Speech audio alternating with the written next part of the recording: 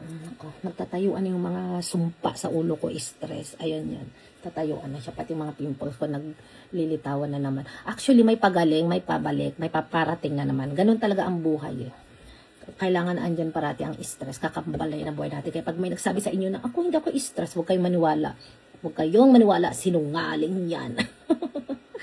Tandaan nyo to, ang tao habang nabubuhay, kakambal yan ng stress. Kaya pag may nagsabi sa inyo na hindi sila stress, isang dakilang sinungaling yan. O, ito na nga. Ang topic natin for today ay itong sunscreen protection SPF 50. Brilliant po ito. Ayan. Kung familiar kayo dito, yan. Huwag kayong bumili nito kasi ang ganda sa mukha. Actually, maganda talaga siyang gamitin sa mukha. Ito. Nakaka-glowing skin siya, nakaka-blooming, ayan. At ang taas ng SPF 50, ayan o. Yan. Ang taas ng SPF 50. Maganda siyang protection sa araw. Pero, hindi ko sinasabing pangit siya. Ang sinasabi ko dito, ang pangit dito ay ang laki, ang bigat ng bottle. Ito, bottle siya na, plastic bottle ko. Ang bigat. Tapos, ang kapangitan niya, bukod sa mabigat siya, ang konti ng laman. Kaya, kung may mga, ano dito, may mga binibenta ang Brilliant skincare na pouch, dun kayo sa pouch. Para hindi kayo lugi at talagang masulit nyo yung presyo ng pera nyo pag binili nyo ang Brilliant skincare. Ang katinang mukha ko, hindi ko alam kung bakit. Pare ako kamot, ano naman ang aking allergy, umaatake na naman. So, balik ulit tayo. Bumili kayo ng pouch lang.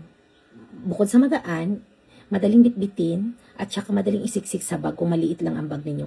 Ito, bukod sa makapal, mabigat, konti lang ang laman, at agaw space siya sa maliit na bag.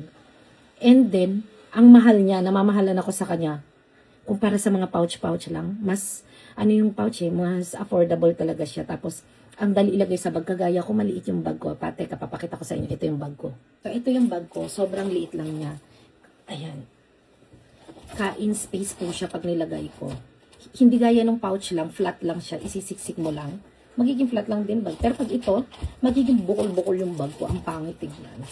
So, ayun lang, na-share ko lang naman. Pero nasa sa inyo pa rin yun. Kung gusto nyo yung parang social tignan, yung bottle, kasi ang lakas niya makasosyal eh. Nasa sa inyo yun. At kung gusto nyo mas mahal, ito yun. Ako kasi gusto ko yung medyo mura. Hindi naman yung sobrang murang-mura, no. Yung talagang, siya, yung parang matatawag na na practical bitbitin, practical gamitin, at higit sa lahat, makakatipid ako kasi medyo marami. Unlike nito, ang konti ng laman eh. So, para sa akin, hindi siya, talaga, practical. Hindi siya nakaka-practical. My God, sayang sa pera. Yun lang. Yun lang. Salamat.